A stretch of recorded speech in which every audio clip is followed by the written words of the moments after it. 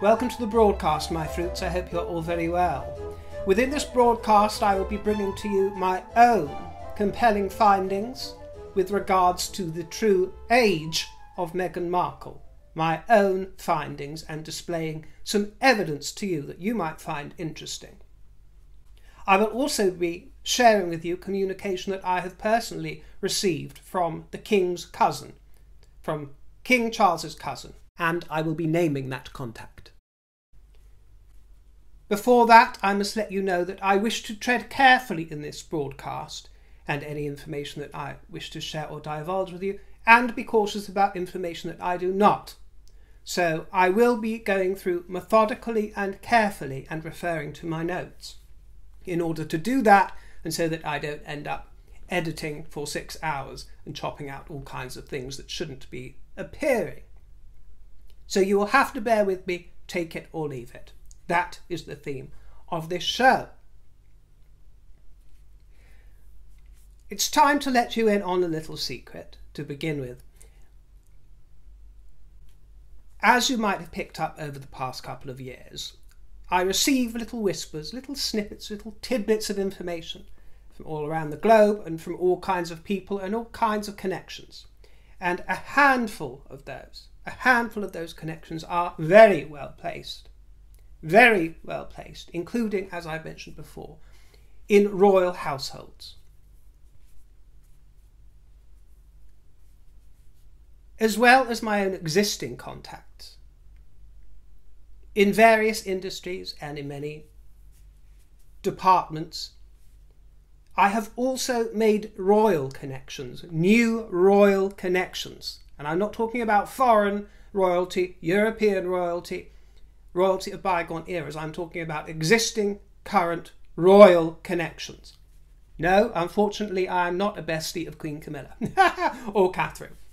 No, I'm not claiming anything like that, my dear, but I am telling you that my own broadcasts attracted the attention of royal households of this kingdom, let's put it that way. And there was one particular broadcast that caused a real stir and brought me to the attention of the royal family, to the very top, And you know that I do not pee on your leg and tell you it's raining. Well, I'm here to tell you today that one broadcast reached the very top rung of the ladder. That broadcast was one of my shortest broadcasts because it was a different sort of broadcast. It was the montage that I set to music of Jonathan Thompson, Major Johnny. I cobbled together some existing footage of Major Johnny and set it to music rather well, if I might add, and rather professionally. Every single footstep is timed almost precisely to the beat. If you're not aware, Johnny Thompson is the King's equerry, his right-hand man, if you will, and he formerly worked protecting the late Queen Elizabeth II. So while I will not be portraying any confidences, discretion is the name of the game, my dear. I want you to know that it has been seen and thoroughly enjoyed. Thoroughly enjoyed, just like you enjoyed it very much. It was also enjoyed by the regiments, the platoons, the army, as well as the royal family up to the very top. They've all seen it. They've all seen it, my dear. You'd have to take one glance at it to understand yourself that, you know, wouldn't you get in touch with your mate if it was Johnny and say, look what's going around on the internet about you? It spread like wildfire through WhatsApp groups. This is what I'm told. Various WhatsApp messaging. It began doing the rounds with friends, colleagues, associates, Johnny himself, and everybody involved. And naturally, because I was the one that presented that montage and introduced that montage, when it was watched and viewed by members of the royal family, the working members of the royal family, yes, and non-working members of the royal family that you all know and love and that we discuss, when it was viewed by them, of course, it piqued the curiosity, and the broadcast was viewed and other videos of mine were watched and enjoyed members of the family at the highest level and senior courtiers became amused and entertained and rather enchanted by me, if I may say so rather immodestly. But this is what I was told and have since discovered to be true. There have been times when I've hinted at connections to non-working members of the royal family that you all know and love. But that would be vulgar of me to divulge. I simply wouldn't go there. I wouldn't go there whether it was a non-working member of the royal family or a friend, anybody who wouldn't appreciate that information being out there. But there are peripheral characters that have approached me, that have come to me. It would blow your mind if you knew behind the scenes who have reached out to me, who's reached out to me. In particular, many members of the aristocracy, and I'm talking at the highest level of the aristocracy. Names that you all know. Characters that you all know. And many that I had never been introduced to before I began this broadcast. That all changed. Peripheral characters began approaching me and contacting me in various ways, all, without exception, full of praise and sometimes full of thanks as well for what I do.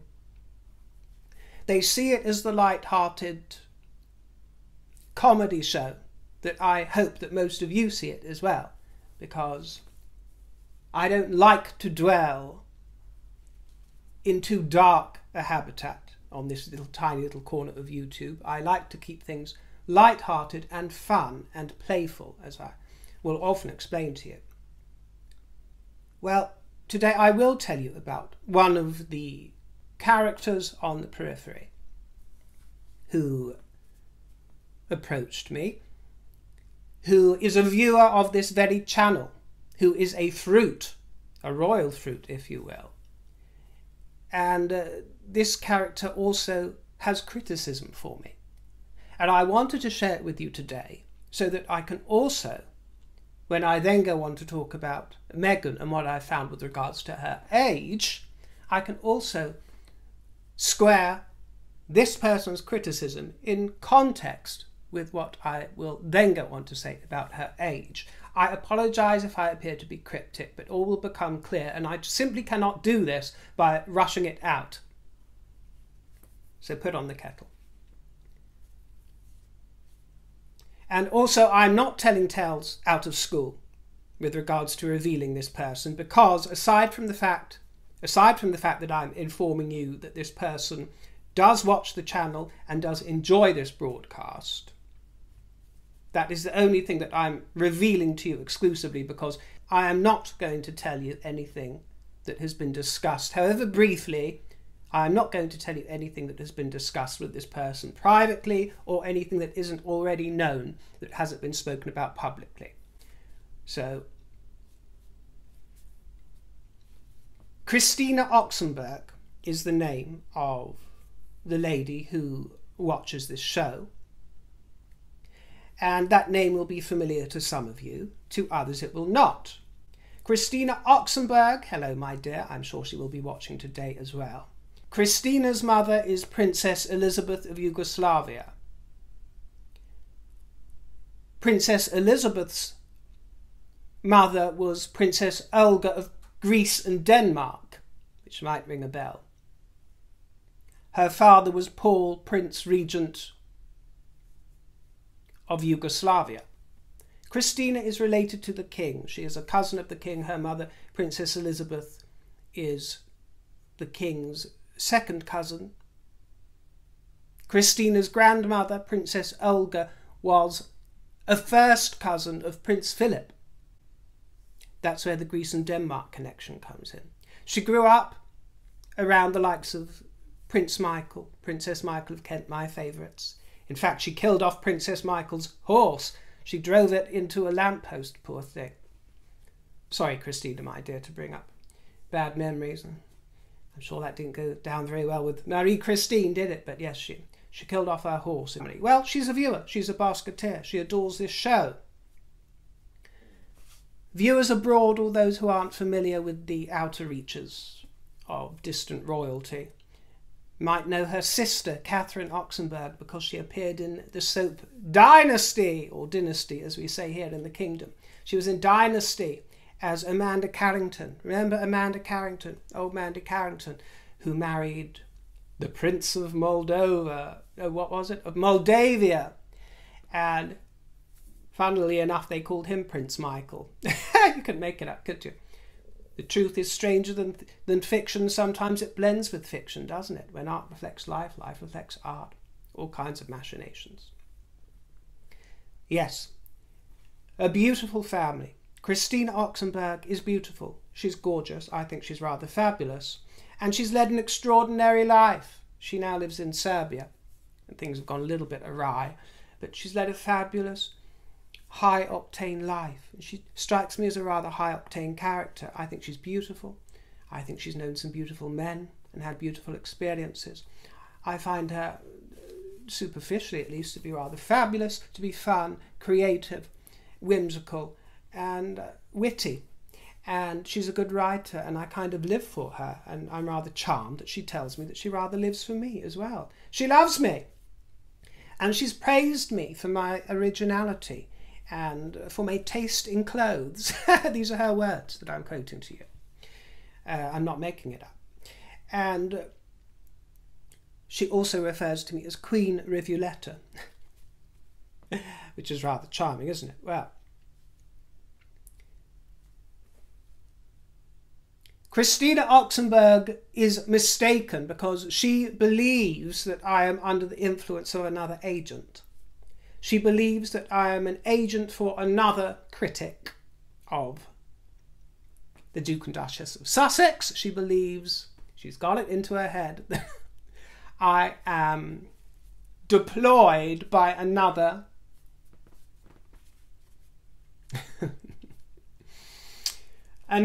let's just leave it at another, but one other that you all know of and can guess at. Well, she is concerned that I am being used. This is what she reached out to tell me.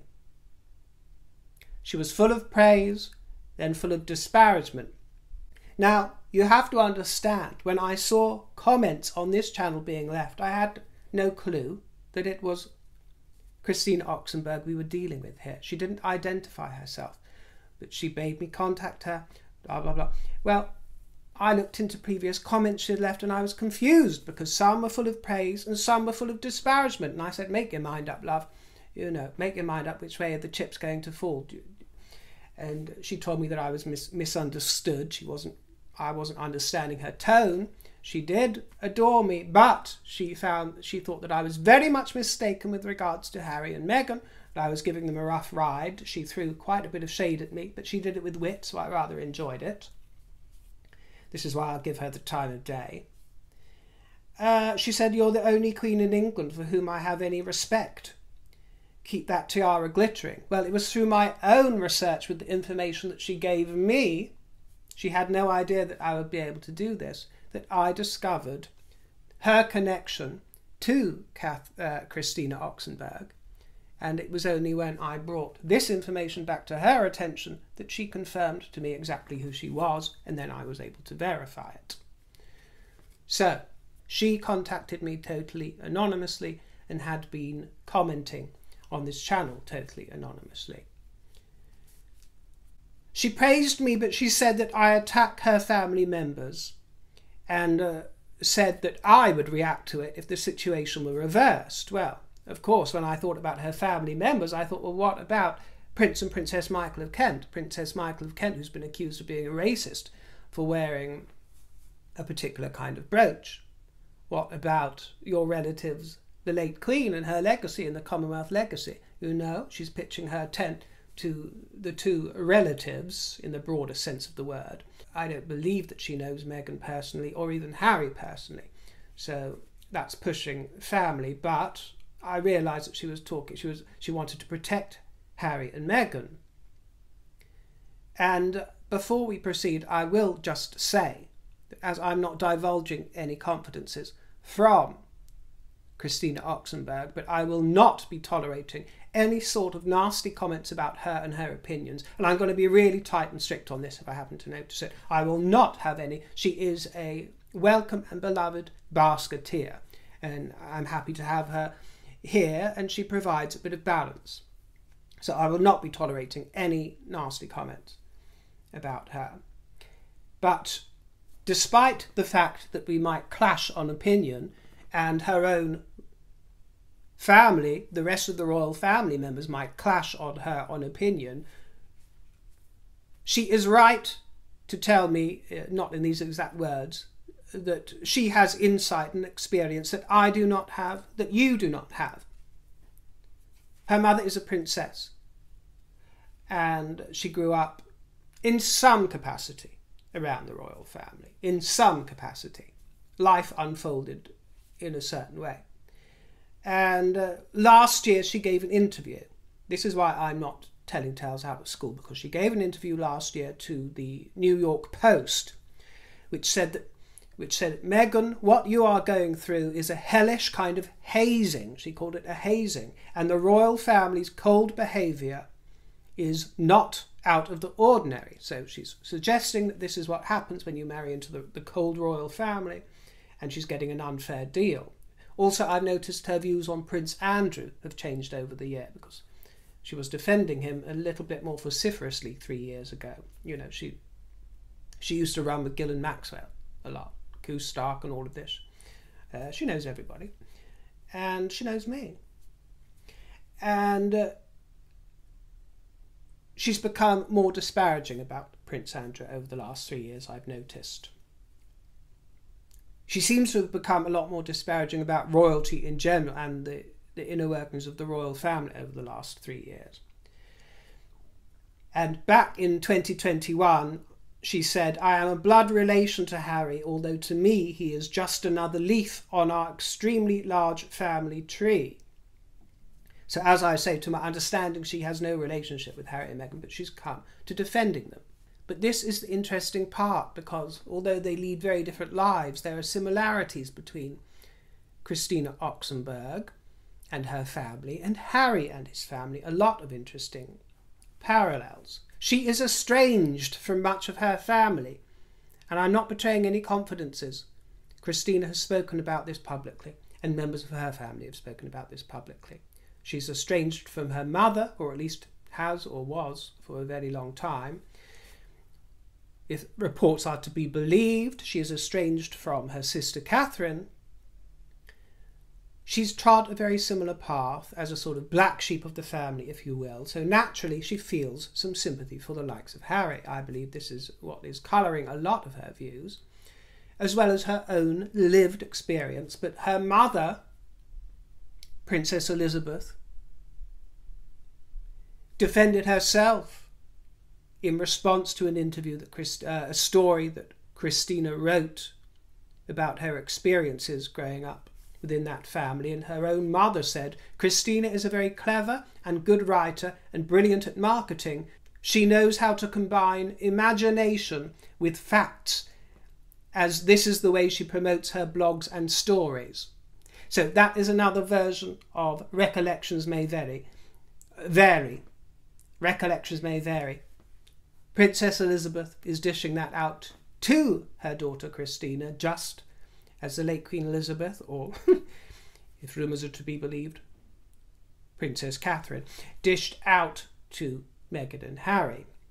Imagination with facts. Yes, they have a very rocky relationship, and according to Christina's mother, Christina has a rocky relationship to the truth. But that's a matter for them. So although I am reluctant to speak further with Christina, because she wants to go into a real dialogue and conversation with me, and I would find it very interesting. I think there's something compelling about Christina Oxenberg, and she's very welcome here. And as I say, she strikes me as an exciting woman, and a woman with experience and glamour and beauty, and I love all of that as well. And she's invited me to speak further with her. But the reason I'm reluctant to, Christina, my dear, and to do this on a private level, you do have a reputation for indiscretion. You have published communications that were supposed to be private with your own mother. I've seen that with my own eyes, and I don't want to fall victim to that. I need to know that I'm in an atmosphere of trust if there is to be mutual dialogue, and it would be very hard to come by that with you, I'm afraid, my dear. But what I will say is that I very much welcome a voice of balance. My point for the purpose of this broadcast was to illustrate that I consider myself logical, well-balanced and reasonable. It may lead us in completely different paths. Water meanders through the furrows and rivulets. Queen Rivuletta, so you said, my dear Christina. But especially in relation to your concerns, Christina, my dear, as the daughter of a princess, yes, you do understand things of that world that the likes of me will never fully comprehend, and the likes of most of my basketeers. You do. But your view of proceedings is also either tainted or enhanced by your own experience with the members of your family from whom you are reportedly estranged, and you know more about that than I.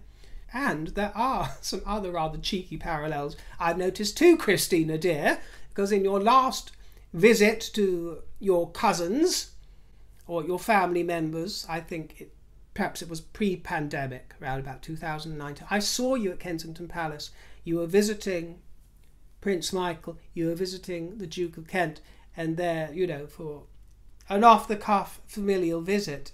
But, oh, look what's pulled out of the corner for this happy occasion. A book that you have written and are promoting. It just so happens to be named, out of all the words in the world, it just so happens to be named the one word associated with your semi-famous sister Catherine. Not that I would dare to suggest for 1 minute that you were using that association to merchandise your own publication, but then again, like the late Queen Elizabeth said of Harry, and like your own mother said of you, dear, recollections may vary. So, you know, little alarm bells go off thinking, oh, who does that remind me of? Who else has been merchandising on the back of royal connections? So, you know, you've thrown a bit of shade at me, Christina dear, while also telling me that you find me fantastic. Well, I return those sentiments, dear. You're obviously a very fabulous creature, but as your own mother says, sometimes there are flights of fancy, sometimes there is imagination blended in with fact, and there are certain behaviours that you have in common with Prince Harry. So it is only natural that you have decided to butter that side of the bread, that you are sucking the fuzzy end of the lollipop. Well, you told me, Christina, and I'm going to paraphrase, but you told me that I had been slating famous types who would not give you the time of day, River, unless you were serving tea in white gloves and a pressed uniform. The shade, Christina, my dear. But I couldn't quite understand how that is a defence of the Harkles, because you say I've been slating famous types, well, I've only been slating your cousin Harry and Meghan, who would not give me the time of day unless I was serving tea in white gloves and a pressed uniform. You might have mixed that up. Perhaps you were thinking members of the royal, the other members of the royal family, because if you're talking about Harry and Meghan, well, that doesn't reflect very well on them, does it? If they wouldn't give me the time of day if I was a humble waiter serving their tea, which I have worked at in the past. When I was 14 or 15, I used to work at a hotel silver service, and I used to do the breakfast shift, and I'd pour the tea. I didn't wear white gloves though, I have to say. But, well, I understand the point you're making, my dear, and I can't claim that my own mother is a princess like yours. I can't claim that. But, my dears, isn't it comforting to know that we have the likes of a princess's daughter here in the fruit basket, and at the end of the night she curls up with a cup of tea and switches on the old River broadcast and has a kiki and gets going in the comment section, my dear, just like the rest of us. Just like the rest of you, my dear. So, vive la différence! But are we really that different, my dear, at the end of the day? Royal fruit or peasant fruit? It's all going to be one of two things, isn't it, my dear? Ripe or rotten. A hateful echo chamber, as I hope you appreciate, is nothing that I have ever encouraged here. I particularly ask people to keep the atmosphere here playful, not hateful. People ignore me, some people take it down to the gutter, and I notice, and it doesn't impress me, and I don't consider them fruits, because there's no need to be incredibly hateful and spiteful about anybody, including the Duke and Duchess of Sussex. There's just no need for it. I try to keep things a bit frothy and silly and playful. So that's definitely not me, and I think deep down, Christina, you appreciate that and can recognise that. I balance my critique by acknowledging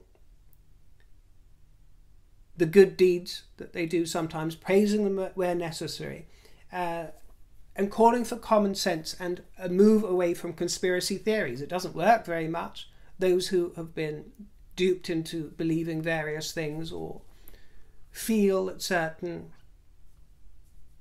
wildly imaginative stories have legs are convinced of it. I seem to have learned. Well,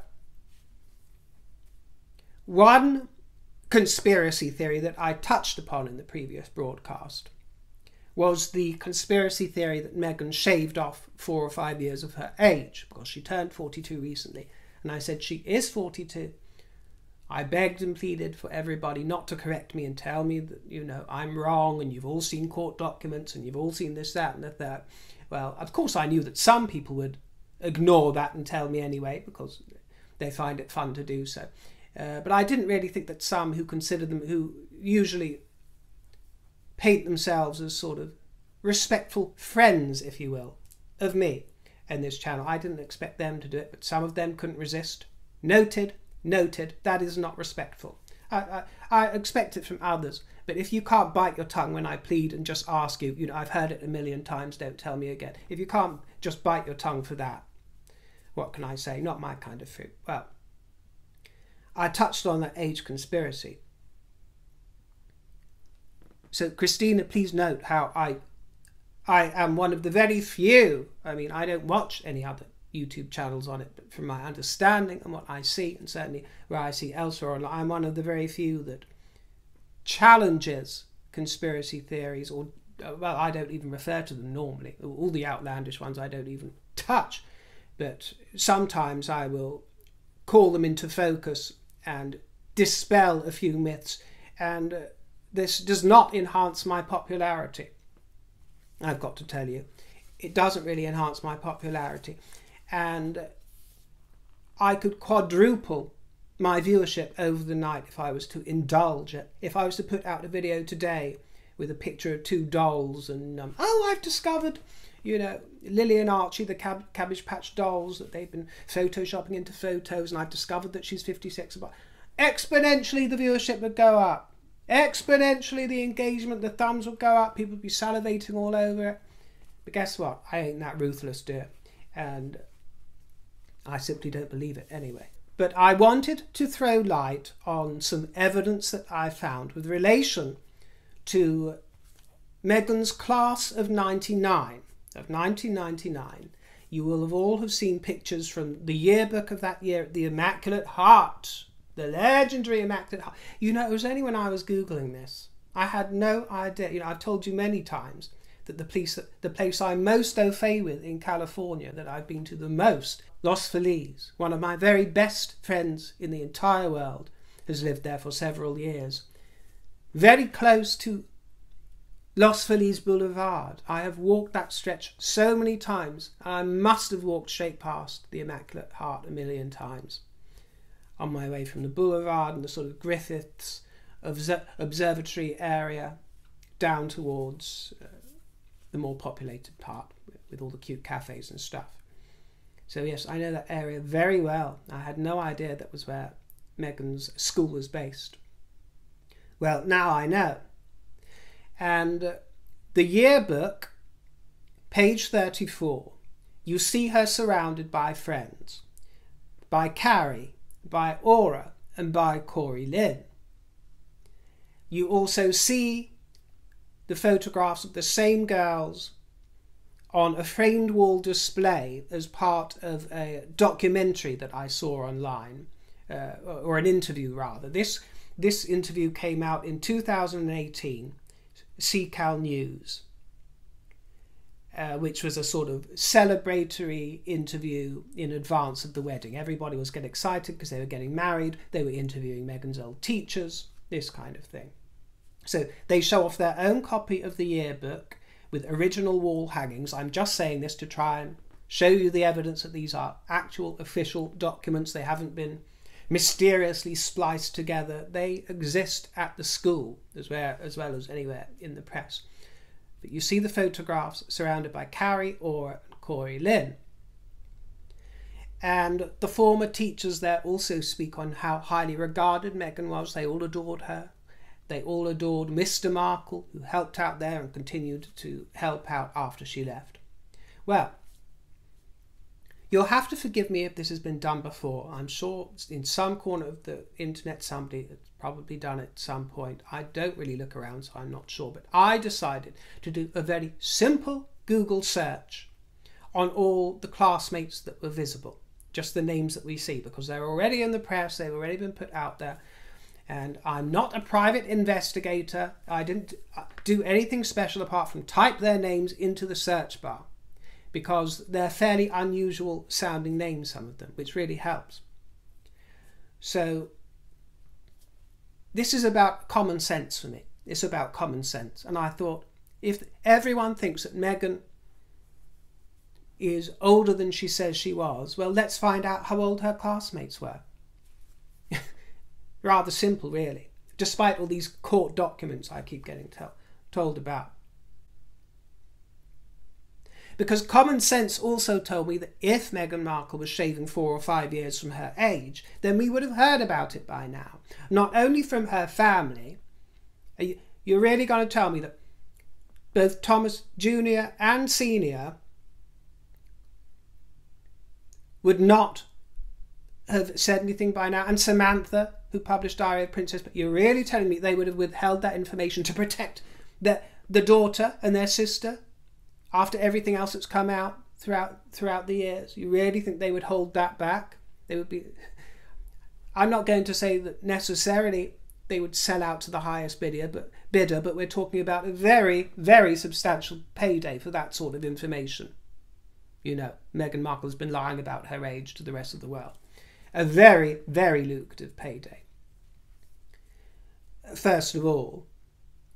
But also I've heard it from my own ears, verified by Thomas Markle Jr. on his YouTube channel around her 41st birthday, I think it was. He confirmed what her actual age, that she is what she says she is. And Thomas Markle has said it before. He mentioned her age in an interview on tape. So I've heard that from their own lips, as well as my own comment. I don't think she would lie about that. How can you be so naive? I can hear it all now. No, I don't think that she would ever lie about her age. I think just because she does and says things that I don't agree with, as does Harry, it does not mean that I think that she would be so cuckoo as to go about shaving 4 or 5 years off her age. And also, it's quite obvious that the world's press would have made a rather large deal of it by now, because not one reputable source has ever given any indication that she is not what she says she is with regards to her age. And I'm pretty sure that the Mail Online, for one, would be all over it like a rash. But not one reputable news source has ever challenged the age that she says she is. Not one published author has ever challenged it with any certainty. Speaking about the likes of Tom Bower, who was entirely and completely critical of Meghan Markle. Well, everybody was expecting these huge explosive revelations to come out for him to address all the conspiracy rumours and her age. No, zip. Goose egg. Nothing about it, because there's nothing in it. That's the truth of it. Nothing in it. And he interviewed Thomas Markle extensively for that interview. And they all know about the rumours. So that's another way that it was not addressed for a reason, because it's not true. So, the girls in the photos. I was able to find stuff that is all public domain. I respect the privacy of all these people, and I encourage you to do the same. They have no affiliation with Meghan Markle, and even if they did, they deserve their privacy completely. So I'm only reporting on names that are already out there, and I only wanted to try and confirm how old they are. That's all I wanted to know, and that's all I'm going to tell you. Aura McCracken. Wonderful name. A wonderful looking girl, I've got to tell you as well. A real beauty. Aura McCracken. A gorgeous woman, which is beside the point. But as soon as I look her up, Aura R. McCracken from Los Angeles. And I'm sure there are going to be some out there who say, you don't know how many Aura McCrackens out there are, River. Well, it's pretty obvious to me we're talking about the same Aura McCracken. In fact, I know we are in this case because I found more information online and her career and everything. But even if you were to doubt it, with one of my findings, the fact that I found the same findings in several of these names is rather compelling to me. I digress, but Aura R. McCracken from Los Angeles, CA, age 41, born August the 28th, 1981. And for reference, Meghan was born on the 4th of August, 1981. So all of these classmates, if they are going to be the same age, are all going to be around the age of 41 or 42 at this moment in time. And I would like to say, for the minority of fruitcakes who get outraged, totally outraged when I appear to defend Meghan, they just can't take, their ego can't seem to take it. Firstly, I will criticise and defend or defend anybody that I want to, whether it's Meghan Markle or the late Queen Elizabeth II. And secondly, I'm actually not defending Meghan here, I am defending the truth, what I have found to be the truth of the matter. And with good reason, as I am imparting to you. Carrie M. Massaregian. Carrie M. Massaregian. That's the next one. Age 42, born in May 1981. Corrie Lynn McGrath is the next one. Corrie Lynn McGrath.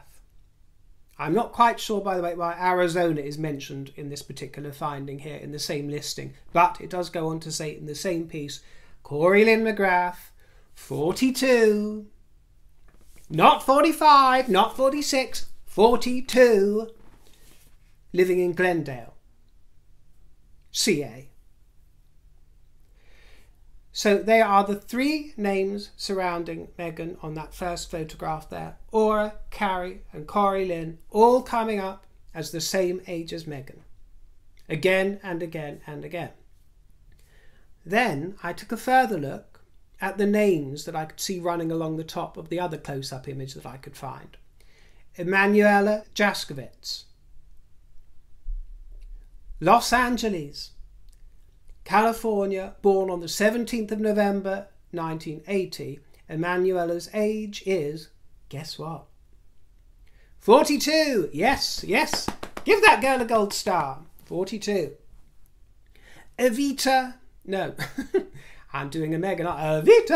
Evita or Avita Jasval. LA, age, surprise, surprise, Chuck, 42. 42.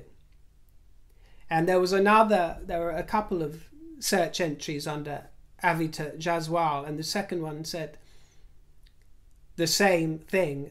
And by chance, I had a chuckle, it was framed by Prince Harry looks into father.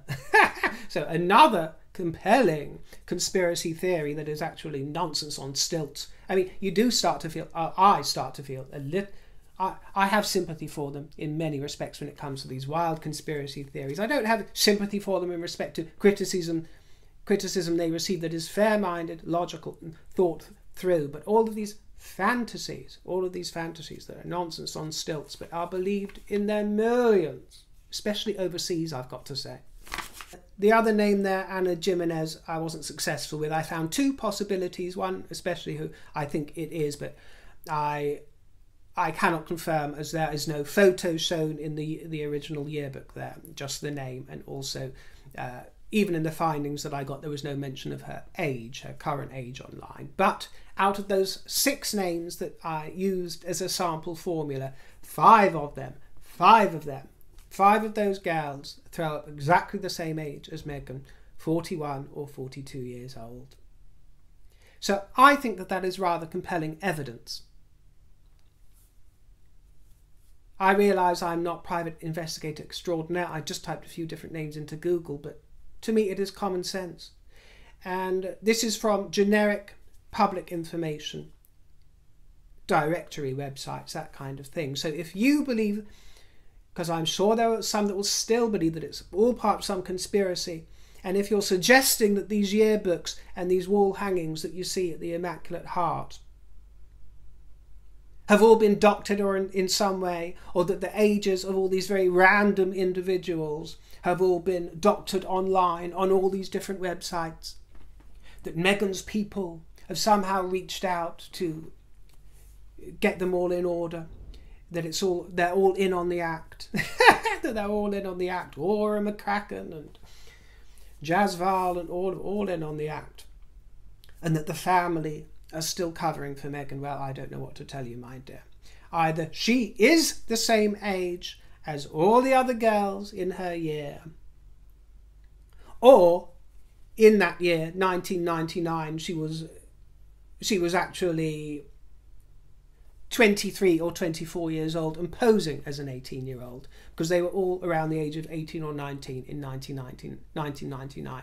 I was quite shocked that they were that old, actually, because I associated Immaculate Heart with school, and here in the kingdom, when you're 18, 19, you've left school normally, or you're at a sixth form or a college, and I guess that is the equivalent there, the Immaculate Heart, because after 1999, when she graduated, she went on to Northwestern University, didn't she, in Illinois.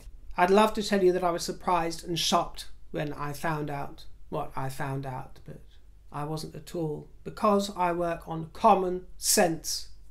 So for those of you that insist that I'm wrong and I can't accept the truth, that she lied by 4 or 5 years, I offer you those findings. I'm sure many of you will reject them, because you can't possibly believe that she was simply the age that she says she is. All I can do is offer those findings to you for what it's worth, and suggest that you put it in your pipe and smoke it. Speaking of pipes and smoking, Prince Harry's HRH title was removed from the royal family website recently. And although I understand why officials might have wanted to hesitate doing so, because it's taken 3 years for this to happen, I might understand why they hesitated, but in all honesty, in my opinion, it should have been done 3 years ago. Along with a good riddance to the Sussex profile, should have been off. They are not in service in any official capacity anymore, and haven't been for years. There are no royal patronages attached to them anymore. There are 11 working members of the royal family now, and they are the only ones that should be gracing that homepage with the capsule wardrobe of existing royals. Just 11 working members. It's too small for my liking, but it's a reasonable number nevertheless.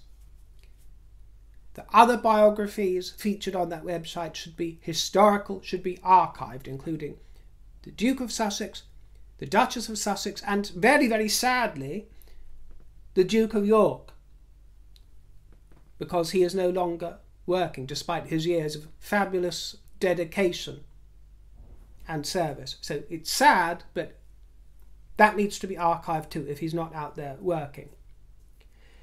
As the Kents were, Prince and Princess Michael of Kent, all those years working for the late Queen, well, they very quietly retired from public view. In particular, I think Marie Christine over the past year, and both of them have been archived. So, for those of you who might not understand, it was agreed at the Sandy Summit, the old Sandy Summit.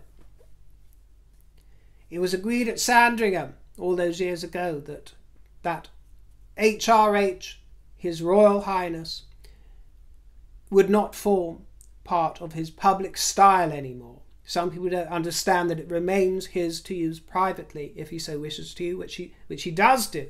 and which he made a point of using on Lilibet's birth certificate, didn't he? Which was very strange because he squeezed it in. I understand it was an American form, but he squeezed in HRH under the last name part of the birth certificate. Last name HRH, and he put the first name as the Duke of Sussex. I don't think he even mentioned Henry or Mountbatten Windsor, which is rather peculiar. Because what is wrong, my dear Harry, if you hate and despise your upbringing and your legacy so much, what is wrong with a plain old Henry, Charles, Albert, David? What is wrong with that? Mountbatten Windsor. What's wrong with that? Well, he used his HRH there. He's got the right to in private capacities. It's only his public style where it was withdrawn, which was what was agreed at the Sandy Summit. Meghan, of course, enjoyed making her point on Lilibet's birth certificate by describing herself as plain, humble. Rachel Markle. Rachel Markle. No accoutrements needed. A spokesperson for the Royal Family website said, "The Royal Family website contains over 5,000 pages of information about the life and work of the Royal Family following the death of Her late Majesty. QE2. Content has been revisited and updated periodically. Some content may be out of date until this process is complete." So that's their excuse. The update also saw the website reconfigured with their personal profile pages deprioritized on the home page. Last week I brought you news reports that the Sussexes had purchased via Archewell the rights to the novel Meet Me at the Lake. Well, apologies that I misinformed you, because I had been misinformed, as most of us had, by this article claiming that Archewell had spent $3 million on those rights. Well, apologies. Page 6 are now claiming that it wasn't the Sussexes that purchased the rights. It was in fact Netflix who purchased it for them to produce under their Archewell Productions arm. And a source told Page 6 that Meghan is not making the acquisitions herself. She doesn't want to direct or act. Well, let's be grateful for small mercies, if indeed that's true. Doesn't want to direct or act? Well, could have fooled us, couldn't she, my dears, because she's very busy directing hubby. That's her chief occupation now, my dear, not Princess of the United Kingdom, but Duchess and Bossy Boots of Haribo. She's directing him all over the place. And as for not acting, well, she's been acting Diana for years, hasn't she, my dears? So, bearing that in mind, I will love you and leave you. I thank you all very much for joining me and having a little kiki. My tip jar is in the Privy Purse, if you care to treat me, because I do love treats. And if you don't, off with your head, my dear. I will see you next time, and I look forward to it. Take care, my fruities. Toodle pip!